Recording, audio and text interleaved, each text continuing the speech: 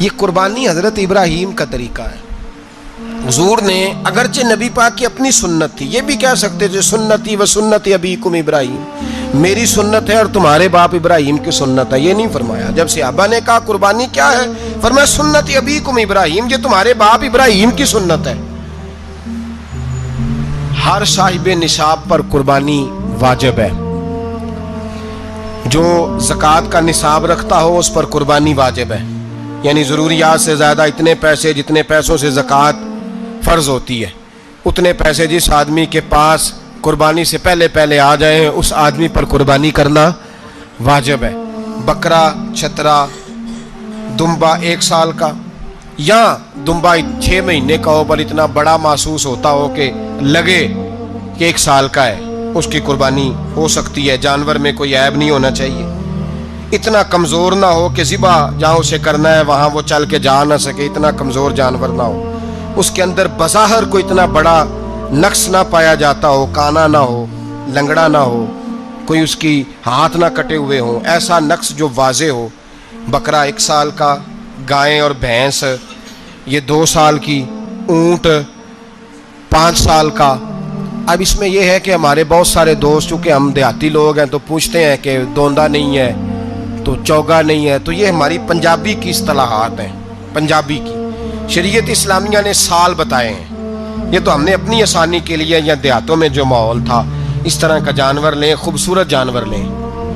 جو نصاب ہے وہ بھی میں نے آپ کو بتایا، لیکن ایک اور پہلو بھی ہے. نبی پاک صلی اللہ علیہ وسلم پہ زکوٰۃ کبھی فرض نہیں ہوئی، کبھی حضور پہ زکوٰۃ فرض نہیں ہوئی. نبی پاک صلی اللہ علیہ وسلم کے پاس اتنا سرمایہ کبھی اکٹھا ہوا ہی نہیں کہ زکوٰۃ فرض ہو. لیکن نبی پاک کے صحابہ فرماتے ہیں کہ مدینے کے 10 سالوں میں اللہ کے رسول نے ہر سال قربانی فرمائی ہے، ہر سال قربانی دی. اور جس سال حضور حج کرنے گئے اس سال اللہ کے نبی نے 63 اونٹ ذبح فرمائے. اور حضور صلی اللہ علیہ وسلم جب اونٹ ذبح کرنے لگتے نا تو صحابہ کہتے ہیں اونٹ خود دوڑ کے حضور کے سامنے آ کے لیٹ جاتا اور نبی پاک اسے ذبح کرتے اور فرماتے ہیں ایک دوسرے کو دھکے دیتے اونٹ کے، پہلے میں نے جانا ہے ذبح ہونے کے لیے، پہلے میں نے. انہیں پتا تھا کہ جو مصطفیٰ کے ہاتھوں ذبح ہوگا وہ تو دائمی زندگی پا جائے گا، یہاں بھی وہاں بھی زندہ. 63 اونٹ ذبح کیے. ایک اونٹ میں کتنی قربانیاں ہوتی ہیں؟ 7. اب 63 کو 7 سے ضرب دو گے تو کتنی بنے گی؟ اور پھر نبی پاک صلی اللہ علیہ وسلم نے 10 سال مدینہ منورہ میں قربانی دی ہر سال. اب وہ 63 اونٹ، ایک اونٹ میں 7 قربانیاں، ہر سال یہاں قربانی. اور مولا علی شیر خدا فرماتے ہیں نبی پاک 2 قربانیاں دیتے. میں نے کہا حضور 2 جانور ذبح کر رہے ہیں آپ، تو حضور نے فرمایا ایک میری طرف سے، ایک میری امت کی طرف سے، غریبوں کی طرف سے. اور حضرت علی کو حضور نے وصیت فرمائی تو 2 دیا کرے گا. یا رسول اللہ صلی اللہ علیہ وسلم میں غلام ہوں، خادم ہوں. حضور نے فرمایا علی ایک تو نے اپنی دینی ہے، ایک میری طرف سے دینی ہے. 2 قربانیاں. مولا علی نے بھی ساری زندگی 2 قربانیاں دی. حضرت علی بھی مال کے نصاب نہیں تھے، اپنا مکان ہی نہیں تھا، کوئی کاروبار نہیں تھا، کئی دن فاقے رہتے تھے، پر قربانیاں کتنی دیتے تھے؟ 2. ہمارے پاس ویسے اگر سسرال میں، میکے میں، کزنوں میں کچھ شادی ہو جائے تو 50-60 ہزار کا خرچہ برابر ہے، وہ پکا ہے. اور قربانی کی باری غریب ہو گئے، سارے غریب ہو گئے. کہتے نہیں یہاں مشکل ہے. او خدا کے بندے، اللہ کے ساتھ تجارت کر، اس کے رستے میں 1 دے گا، رب تجھے 70 گنا اضافہ کے ساتھ عطا فرمائے گا. قربانی مال کے نصاب پہ ہے. کوشش کیا کریں کہ اللہ کے رستے میں جب دینا ہو پھر لیت اللہ سے بچیں، خوبصورت جانور لائیں. جن کو اللہ نے توفیق دی ہے ان کے لیے نصیحت ہے، جن کو اللہ نے توفیق دی. میں نے اپنے حضرت صاحب کو دیکھا ہے، وہ کہتے تھے کئی جانور اللہ نے بڑا نوازا ہے. کہتے ایک میرا ہے، ایک میرے ماں کا، ایک میرے باپ کا ہے، ایک میرے فلاں استاد صاحب کا، ایک میرے پیر صاحب کا ہے. یہ جانور غوث اعظم جیلانی کا نام کا دے رہا ہوں. اور پھر ایک بڑا خوبصورت جانور بندھا ہوتا اور حضرت خود ان کو چارہ ڈال رہے ہوتے. تو حضور یہ کیا ہے؟ فرمانے لگے یہ میں رسول اللہ کے نام پہ قربان کروں گا، یہ نبی پاک کے نام پر قربان کیا جائے گا. جن کو اللہ نے حیثیت دی ہے وہ کوشش کریں اپنے محبوب کی طرف سے بھی قربانی کریں، نبی پاک کے نام کی قربانی دے. خوبصورت سا جانور پیارا، پھر اس کی خدمت ہو، پھر اس کی قربانی دی جائے اور نبی پاک کے نام پر قربانی دی جائے. حضور نے خود وصیت فرمائی حضرت ابو بکر صدیق کو، قربانی بڑا حسین عمل ہے. اور میرے نبی پاک صلی اللہ علیہ وسلم نے ناراضگی بھی فرمائی ذرا خوگر حمد سے تھوڑا سا گلا بھی سن لے. میرے حبیب نے فرمایا جو طاقت کے باوجود قربانی نہ کرے وہ ہماری عیدگاہ میں عید کی نماز پڑھنے نہ آئے، وہ نہ آئے. اور یا رسول اللہ جو کرے گا، فرمایا قربانی کے جانور کا خون کا قطرہ بعد میں زمین پہ گرے گا، اللہ اس کے سارے گناہ پہلے معاف فرما دے گا، اللہ اس کے سارے گناہوں کو بخشے گا. قربانی کریں، خوبصورت انداز میں کریں، اللہ کی رضا کے لیے. بزرگوں نے لکھا ہے 3 حصے کرو گوشت کے، ایک گھر میں رکھو، ایک رشتہ داروں میں بانٹو، پڑوسیوں میں بانٹو، اور تیسرا فقط غریبوں کو دو. لیکن میں اکثر یہ سوچتا ہوں کہ ہمارے ہاں قربانی کرتا ہی وہ ہے جن کے گھر میں ہر جمعرات کو چھوٹا گوشت پکتا ہے، اور جن کے گھر میں ہفتے میں 3 دفعہ مرغی کا گوشت پکتا ہے، وہی تو قربانی دینے کے قابل ہوتے ہیں. تو وہ بھی اگر قربانی کے بکرے میں سے بھی تیسرا رکھنا چاہیں تو اجازت تو ہے، میں نے کہا سارا رکھنے کی بھی اجازت ہے. لیکن اگر آپ مہربانی کریں، کوشش کریں کہ یار ہم تو سارا سال ہی کھاتے ہیں، اور ہمارے یہاں جو گوشت تقسیم ہوتا ہے نا وہ بھی باری لگی ہوئی ہے. ادھر سے پلیٹ آئی تھی گوشت کی تو ادھر سے بھر کے چلی گئی. بھئی اس نے کی ہے، اس کو بار بار گوشت دینے کا کیا مطلب ہے؟ آپ یہ دیکھیں عزیزوں میں، رشتہ داروں میں، اور میں اگر تھوڑا سا آپ کی توجہ کرانے میں کامیاب ہو جاؤں تو سفید پوش لوگوں کو دیکھیں. کچھ سفید پوش ہیں، سفید پوش جن کے اوپر قرضے ہیں، بیماریوں نے جکڑ لیا ہے، گھر میں بڑے بڑے سخت مریض آ گئے ہیں. سفید پوش پہلے دیا کرتے تھے. آپ ان سے پوچھتے ہیں صاحب قربانی، تو بات کو ٹالتے ہیں. وہ کہتے ہیں سوچ رہا ہوں کوئی حصہ ڈال جائے. پردہ پوشی کرتے ہیں، کہتے ہیں کہیں حصہ رکھا ہوا ہے، پردہ پوش. اکثر وہ لوگ قربانی نہیں دے پاتے. اکثر دیا کرتے تھے، اب نہیں دے پا رہے. کیوں؟ اس لیے کہ مشکلات ایسی آ گئیں. ان لوگوں کا خیال کریں، ان کے گھروں تک گوشت پہنچا کے آئیں، ان پر توجہ کریں. وہ سفید پوش آدمی کبھی ذکر نہیں کرے گا. کچھ تو ایسے ہیں جو خود پہنچ جاتے ہیں کہ ہمیں گوشت دیا جائے، لیکن کچھ سفید پوش ہیں لا یسألون الناس الحافا. اللہ فرماتے ہیں کچھ لوگ لپٹ لپٹ کے سوال نہیں کرتے، سفید پوشی کا بھرم رکھتے ہیں، کا مزاج نہیں.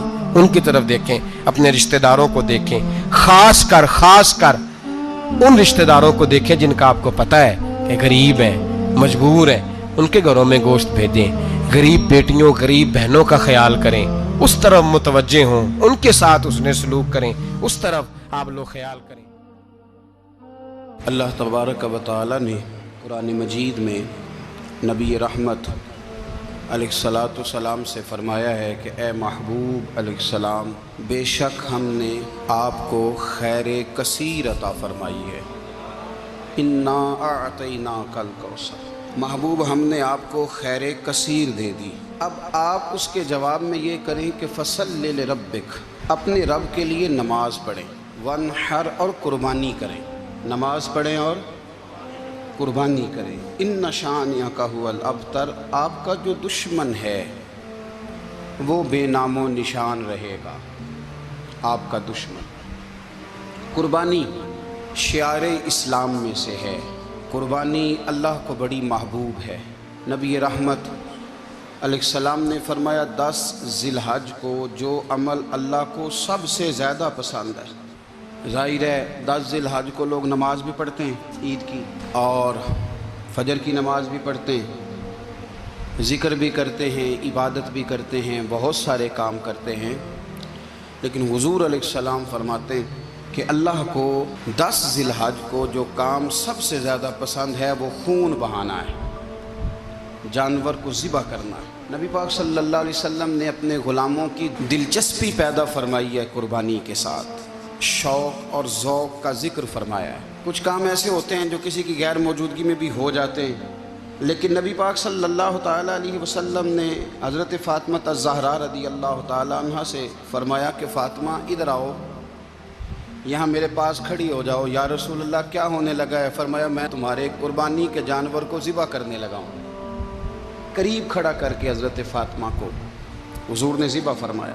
میں اکثر یہ بات آپ احباب سے عرض کرتا رہتا ہوں کہ نبی کریم علیہ السلام کے کاشانہ نور پہ 2 3 مہینے تک کھانا نہیں پکتا تھا، لیکن قربانیاں اللہ کے رسول ہر سال 2 دیا کرتے تھے. کھانا 2 مہینے نہیں پکا اور قربانیاں 2، اور 2 قربانیاں دے کے حضور فرماتے ایک میری طرف سے ہے، ایک میری امت کی طرف سے ہے.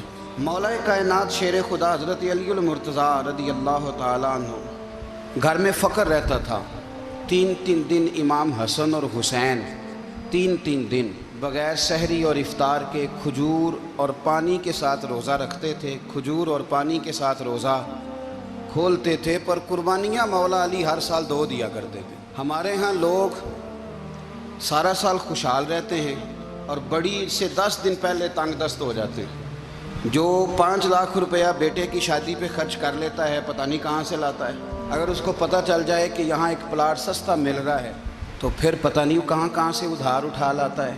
لیکن جب معاملہ قربانی کا آتا ہے پھر لوگ تنگ دستی کا اظہار کرتے ہیں۔ یاد رکھو، جب بندہ رب کریم کے راستے میں دیتا ہے، حضور علیہ السلام نے فرمایا تھا حضرت اسماء سے کہ تو اللہ کے راستے میں بے حساب خرچ کر، رب بھی تجھے بے حساب ہی عطا فرمائے گا۔ قربانی کے لیے شوق پیدا کریں، ذوق پیدا کریں اور دلچسپی پیدا کریں۔ یہ بات ٹھیک ہے کہ قربانی صاحب استطاعت پر فرض ہے، لیکن اس کے لیے شوق پیدا کریں۔ ایک ہے قربانی کرنا اور پھر ایک ہے قربانی کے گوشت کو تقسیم کرنا۔ قربانی کا سارا گوشت گھر میں رکھنا جائز ہے، اور جب تک آپ کا دل کرے آپ وہ گوشت کھائیں، شریعت آپ کو منع نہیں کرتی۔ لیکن میرا یہ سوال ہے کہ قربانی ظاہر ہے وہی لوگ کرتے ہیں نا جن کے پاس طاقت ہوتی ہے، تو سارا سال گوشت کھاتے ہیں۔ تو مطلب سارا سال اگر آپ گوشت کھا رہے ہیں تو پھر آپ مہربانی فرمائیں، یہ تو اللہ کے راستے میں ہے تو کوشش کریں یہ تقسیم ہو جائے۔ کچھ لوگ شاپر لے کے گوشت لینے آ جاتے ہیں، ان تک میرا یہ پیغام ضرور پہنچائیں کہ ان کے لیے سوال کرنا جائز ہی نہیں۔ شریعت یہ کہتی ہے کہ جس کے گھر میں ایک وقت کا کھانا موجود ہو، صبح کا اس کے گھر میں کھانا موجود ہے ایک ٹائم کا، اس بندے کے لیے کسی کے سامنے ہاتھ پھیلانا جائز۔ اتنا بھوکا آدمی کہ جس کے پاس اب کھانا ہی نہیں ہے ایک وقت کا بھی، وہ سوال کر سکتا ہے۔ چھوڑیں، سارا سال اگر ہم کسی امیر سے لے کے نہیں کھاتے تو کیا گھر میں ہنڈیاں نہیں پکتی؟ بالکل نہیں سوال کریں، قطعاً کوئی ضرورت نہیں، یہ جائز ہی نہیں ہے سرے سے۔ آپ کو کس نے اجازت دے دی خالی گوشت کی خاطر؟ جہاں اللہ تعالیٰ آپ کو مرچ دے رہا ہے، نمک دے رہا ہے، گھی دے رہا ہے، گھر رہنے کے لیے دے رہا ہے، وہ رب کریم 1000 روپے کا گوشت بھی عطا فرمائے گا۔ اور اس سے اگلی بات یہ کہ شکوہ بھی نہیں کرنا کہ فلانے نے اتنی قربانیاں کی تھی تو پتہ نہیں کہاں لے گیا ہے۔ اس نے کی تھی نا، پیسے کس کے تھے، ذبح کس نے کیا، تو آپ ذمہ دار ہیں کہ وہ کدھر لے کے گیا ہے۔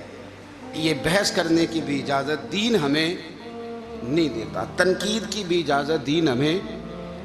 اس بات کو بھی ضرور ذہن میں رکھیں کہ ہم کہتے ہیں میں نے ابا جی کی اس سال کرنی ہے اور پھر اگلے سال اماں جی کی کرنی ہے اور پھر اس سے اگلے سال میں نے اپنی کرنی ہے۔ جس بندے کی جیب میں پیسے ہیں قربانی اس پر واجب ہے، اس کے ابا جی پر واجب نہیں۔ اگر ابا جی کے پاس الگ پیسے ہیں تو ابا جی پر قربانی واجب ہوگی۔ ہاں، اگر آپ کی جیب اجازت دیتی ہے تو آپ 3 قربانیاں خریدیں یا بڑے جانور میں 3 حصے ڈالیں، تو اب آپ 2 والدین کی ہو گئی، 1 آپ کی اپنی ہو گئی۔ لیکن جب تک آپ پر واجب قربانی آپ نہیں دیتے تب تک والدین کی قربانی دینا درست نہیں ہے، کیونکہ یہ دین میں واجب ہے۔ جو نماز آپ پہ فرض ہے وہ آپ نے پڑھنی ہے، اور جو ابا جی پہ فرض ہے وہ ابا جی نے پڑھنی ہے۔ اس مسئلے کو بھی ضرور ذہن نشین کریں۔ اس سے اگلی بات جو اور زیادہ ضروری ہے اس کا ضرور خیال فرمائیں، حصے ڈالے جاتے ہیں قربانی کے حصے، تو 6 حصے ہو گئے، اب 7واں حصہ مل نہیں رہا، تو ایک تگڑے سے بندے کے پاس جا کے مالدار سے کہا کہ چودھری صاحب حصہ ڈال لیں، ایک حصہ کم ہے۔ چودھری صاحب کہنے لگے کہ میں نے تو پہلے بھی 4 بکرے لیے ہوئے ہیں، تو چلو اگر تم کہتے ہو تو چلو بڑا گوشت آ جائے گا، ٹکے ہی بنا لیں گے، چلو بڑا گوشت بھی 10 کلو آ جائے گا تو کباب کے لیے رکھ لیں گے، چلو رکھ لو حصہ۔ اب 6 بندوں کی نیت قربانی کی، 7ویں کی گوشت کی، اس کی نیت قربانی کی، پچھلے 6 کی بھی قربانی نہیں ہوگی، وہ بھی گئے کام سے۔ آپ اس بات کو سمجھیں کہ قربانی کا مطلب یہ ہے کہ خالص اللہ کی رضا کے لیے مخصوص وقت میں مخصوص جانور ذبح کرنا۔ اس لیے یہ ضرور توجہ کریں اس بات پر کہ ہم کئی لوگوں کو فورس کر کے شامل کر لیتے ہیں۔ بندہ مالدار ہوتا ہے وہ بھی کہتا ہے چلو ٹھیک ہے کوئی حرج نہیں، لیکن وہ نامینیٹ کرے گا۔ اگر اس نے اپنی قربانی رکھ لیا تو پھر وہ بتائے گا یہ قربانی کس کی ہے، والدین کی ہے، کس کی ہے۔ تو قربانی اس ترتیب سے کریں کہ اس کے سارے مسائل سے آگاہی حاصل کرے۔ اور اگر آپ نے ابھی تک ہمارا چینل سبسکرائب نہیں کیا تو فوراً سبسکرائب کیجئے، ساتھ ہی بیل آئیکن پر کلک کریں تاکہ مزید آنے والی ویڈیو ہیں وہ آپ کو وقت پر ملتی رہیں۔ اللہ حافظ۔